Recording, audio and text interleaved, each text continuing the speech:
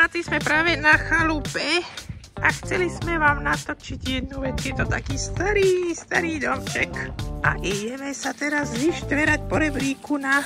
Či tam sa nedá dostať iným smerom. Či tam nenájdeme nejaké poklady. Jaj. Ty prvý žádný. Jaj. Nie.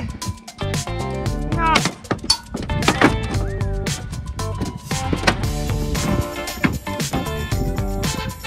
No poď. Poď ideme, Nuka. Počkaj. To je nejaký starý vysávač. Takže tu máme taký veľký obraz Ježiška. Tuto. Veľký obraz Ježiška. Toto je... To je nejaký šiaci stroj, alebo čo? Je tu strašne teplo. Aby ste vedeli. Strašne teplo. A dúfam, že tu nebýva nejaké strašidlo. Strašne teplo, že? Tady to, poď, tady to. A tu je taký kufrík, tam sme našli taký obraz. Potom vám ho ukážeme. Počkaj, otvorím starý kufrík. Tu je nejaký obraz. Počkaj. Pozri, koľko prachu. Čo je toto? To je nejaký z komína, niečo. Alebo také. Čo? Vejsť tu. No však, ak sa zmestíme, tak hej. Čo? To je malá kukurica.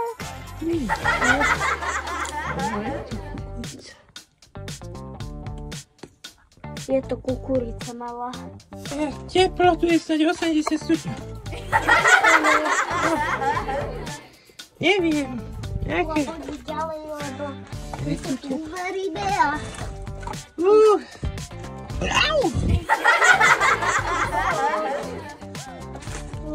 Ani holuby. No, práve sme našli takýto klín, milí diváci. To je klín, ktorý sa musí vraziť upírovi do srdca, keď ho chcete zabiť. Takže pravdepodobne tu býval nejaký upír.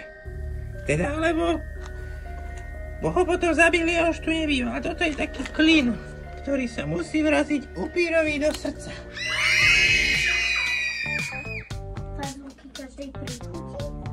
Padulky každej príchuti. Stará fatra. No dobre. Chce chodiť taká mačka kakať. No. Tak dúfam, že to nie si ty, Zuda. No, milí diváci, tak sme našli takúto fľašu. Wow. Žeračiansky výber.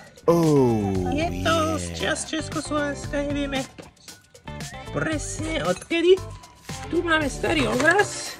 Wow. Starej generácie rodinej. A tu máme sväté prijímanie.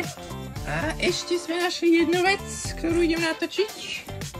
No a ešte sme našli takúto tehlu, ktorú sme tu našli. No takže toto je pán, čo sa narodil v roku 1924.